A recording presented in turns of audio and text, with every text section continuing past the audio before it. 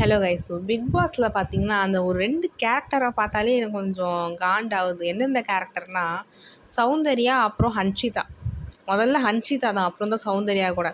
ஏன்னா 2 பேருக்குமே பாருங்களேன், ஒருத்தவங்களை பிடிக்கல அப்படின்னா ஓவராக வச்சு செய்கிறாங்க, ஒருத்தவங்களை பிடிச்சிருச்சு அப்படின்னா ஓவராக பாசத்தை காட்டுறாங்க. ஹன்ஷிதா வந்து என்ன சொல்கிறது, மஞ்சுரியை ரொம்ப வச்சு செய்கிறாங்களோன்னு தோணுது. நேற்று நடந்த டாஸ்க்காக இருக்கட்டும், அதான் எப்பயுமே ஹன்ஷிதாவுக்கு வந்து மஞ்சுரியை பிடிக்கல. அதனால் இந்த டாஸ்க், இந்த பொம்மை டாஸ்க் இது பண்ணாங்களே, தீபக்குள்ளே போகணும் அப்படின்ற ஒரு காரணத்தை விட மஞ்சுரி போயிடக்கூடாது அப்படின்ற காரணம் தான் வந்து ஜாஸ்தியே. ஓகேங்களா? இது சௌந்தர்யா அப்பா, அதாவது பண்ணுற ஆக்ஷன்ஸ் நமக்கே காண்டாகுது. உள்ளே இருக்கவங்க எப்படி அதை இது பண்ணுறாங்கன்னே தெரில. என்னென்னா வந்து நேற்று வந்து, ஆனால் மஞ்சுரியும் நான் சொல்லணும், மஞ்சுரியும் ஒரு விஷயம்னா இதுதான் விஷயம்னு சொல்லிட்டு முடிக்க மாட்டுறாங்க. சொன்னதே ரிப்பீட் ஜவ்வு மிட்டாய் மாதிரி இழுத்துன்னுக்குறாங்க. என்னென்னா வந்து மஞ்சுரியும் சாச்சனாவும் இவங்க கிட்ட யார் பேர் வந்துட்டேனே, அதுதாங்க எனக்கு விஷால் கூட சுற்றிட்டுருப்பாளே அவள் தான். அவனை விஷால் கூட்டி விட்டுருப்பாங்களே, அவங்க பேர் மறந்து போச்சு எனக்கு.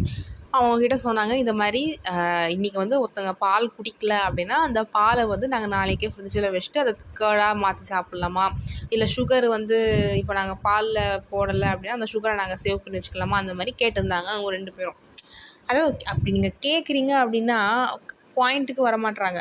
அது அப்படியே ஜவ்வு மிட்டாய் மாதிரி இந்த சாச்சாரா பற்றி சொல்லவா வேணும், அவங்களும் ஜவ்வு மிட்டாய் மாதிரி இருந்தாங்க. இவங்களும் இந்த கோவா கேங்கு அப்படின்னு சொல்லிட்டு சில பேர் இருக்காங்கல்ல, அவங்க அங்கே பக்கத்தில் உட்காந்துருந்தாங்க. உடனே வந்து நம்ம ஜாக்லின் வந்து கலாய்ச்சாங்க, இந்த மாதிரி எனக்கு சாம்பார் பிடிக்காது, நான் சாம்பார் சாப்பிட மாட்டேன், அந்த பருப்பு மட்டும் தனியாக வச்சுக்கலாமா அப்படின்னு அவங்க சொல்லி மார்க் பண்ணியிருந்தாங்க. இது வந்து மஞ்சுரி காதுக்கு விழுந்துட்டு, உடனே ஒட்டிலாம் கேட்காதீங்க, ஏன் இப்படி மார்க் பண்ணுறீங்க, அது வந்து பெரிய சண்டையாக போயிடுச்சு. உடனே சௌந்தர்யா முடியை விரிச்சு போட்டு ஆடிட்டு, நான் இப்படி தான் பண்ணுவேன் ஆன்னு கத்திக்கிட்டு, அப்பாப்பா. அதான் சொன்னேன், சௌந்தர்யா கூட ஒருத்தவங்களை பிடிக்கல அப்படின்னா வச்சு செய்கிறாங்க, பிடிச்சிச்சு அப்படின்னா ஓவராக பாசம் கட்டுறாங்க. அதே மாதிரி நேற்று இதை கூட கொஞ்சம் விட்டுலாம். எல்லாரும் லிவிங் ஏரியாவில் உட்காந்து பேசிகிட்டு இருக்காங்க. என்னென்னா வந்து ராணுவ வந்து இந்த மாதிரி அந்த டெவில் அப்புறம் ஏஞ்சல் டாஸ்க்காக ட்ரெஸ்லாம் வந்துருக்கு போல் ஸ்டோர் ரூமுக்கு வந்திருக்கு. ராணுவும் பின்னாடி போகும்போது ஜெஃப்ரி இருங்க அப்படின்னு சொல்லிட்டு உள்ளே போய் பார்த்தாங்க. ராணுவுக்கு என்னென்னா, இன்னும் இப்போ நாங்கள் போய் பார்க்கறதுல என்ன ஆகிட போகுது அப்படின்றது பாயிண்ட்டை வந்து பெருசாக ஆர்கியூமெண்ட்டாக பேசியிருந்தாங்க ஜெஃப்ரி கிட்ட. ஜெஃப்ரி தான் கேப்டன், நல்லா சமாளிச்சிருந்தார்.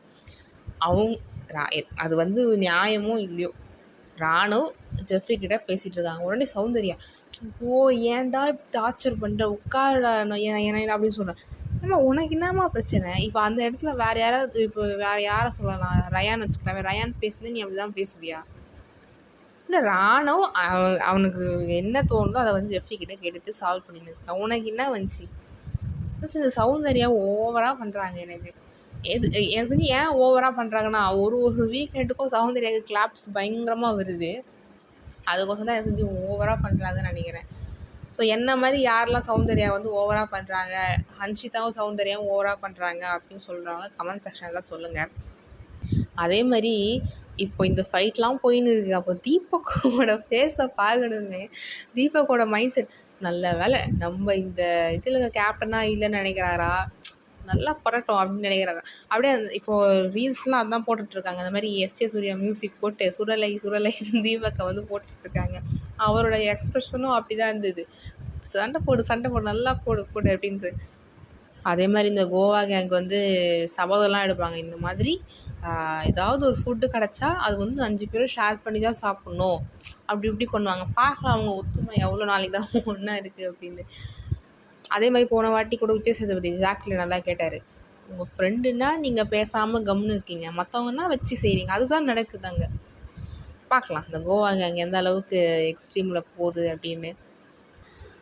அப்புறம் இந்த டெவில் வெர்சஸ் ஏஞ்சல் டாஸ்க் வந்துருக்குல்ல, இப்போ ப்ரொமோலாம் பார்த்தா சும்மா கொளுத்தி விடுற மாதிரி பயங்கரமாக போகுது. இந்த மாதிரி தர்ஷிகாவுக்கும் ஜாக்லின், ஏன்னா அந்த எப்போவுமே இந்த கோவா கேங்ஸ்க்கும் மற்றவங்களுக்கும் செட்டே ஆக மாட்டேதில்ல, தர்ஷிகாவுக்கும் இவங்களுக்குமே சண்டை வந்தது. என்னென்னா வந்து ஏதோ கத்துறாங்க. இந்த மாதிரி தர்ஷிகா சொல்கிறாங்க, ஜாக்லின் இது ஒன்றும் உங்கள் அப்பா வீடு இல்லை, நீ இப்படி இஷ்டத்துக்கு பேசுறதுக்கு ஏதோ தப்பாக பேசிடுறாங்க, அந்த மாதிரி ஆகுது. உடனே சௌந்தர்யா தான் வந்துடுவாங்களே, கோவா கேங்க்கு ஒரு பிரச்சனைனா, என்ன இது அப்பாலாம் நீ இருக்காத அப்படின்னு சொல்லி தர்ஷிகா, எனக்கும் தான் அம்மா இல்லை, நான் மட்டும் இதுவாக இல்லையா அப்படின்னு சொல்லிட்டு என்னென்னவோ போகுது.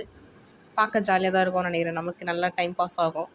ஓகே கைஸ், உங்கள் கருத்துக்களை கமெண்ட் செக்ஷனில் ஷேர் பண்ணுங்கள். அதே மாதிரி நேற்று ரஞ்சித் சாரும் மாஸ் பண்ணிட்டார் இல்லை. எனக்கு என்னென்னா யாராவது இந்த சௌந்தர்யாவுக்கும் அன்ஷிதாவுக்கும் செம்மையாக ஒரு பல்பு கொடுக்கணும். அந்த மாதிரி ஏதாவது நடக்கணும்னா நல்லாயிருக்கும்.